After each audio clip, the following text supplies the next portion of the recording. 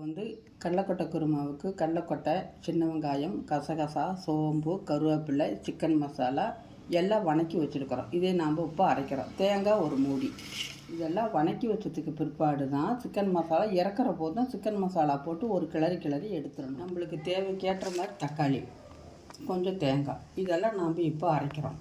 தேங்காயும் வணக்க வேண்டாம், பச்சையாகவே அரைச்சிக்கலாம். வணக்கி வச்சுருந்தது போட்டதும் தேங்காயை போடுறோம். இதெல்லாம் அரைச்சதுக்கப்புறம் தக்காளி போடணும். அரைச்சி வச்ச மசாலில் தக்காளி போட்டு அரைக்கணும். வணக்கி வச்சுருந்த மசாலில் தக்காளி போட்டு இந்த மாதிரி அரைச்சி எடுத்துக்கிட்டோம். அரைச்சி எடுத்தது தாளிச்சு விடுறோம். அரைச்சி வச்சுருந்த மசாலில் தாளிச்சு விடுறது எண்ணெய் விடுறோம். கொஞ்சமாக எண்ணெய் விடணும். நம்ம தேவைக்களவு மாதிரி எண்ணெய் விடணும். வெங்காயம் போட வேண்டாம். கடுகு போடுறோம். பட்டை ஒன்று, கொஞ்சோண்டு கடல் பாசி, கருவேப்பிலை சிறிதளவு,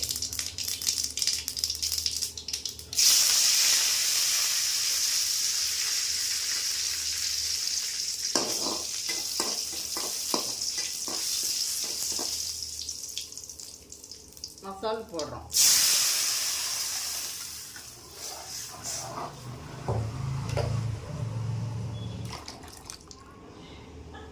உப்பு தாளிச்சுட்டதுக்கப்புறம் உப்பு நாம் தேவை டேஸ்ட்டுக்கு அளவாக போட்டுக்கலாம்.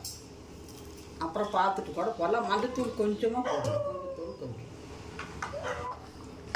போதுமான தண்ணி இப்படி ஊற்றணும். ஒரு 2 கொதி வந்ததே நம்ம உப்பு பார்த்துட்டு உப்பு பத்தலைன்னா போட்டுக்கலாம், எடுத்துடலாம். கடலக்கொட்டை குருமா ரெடி.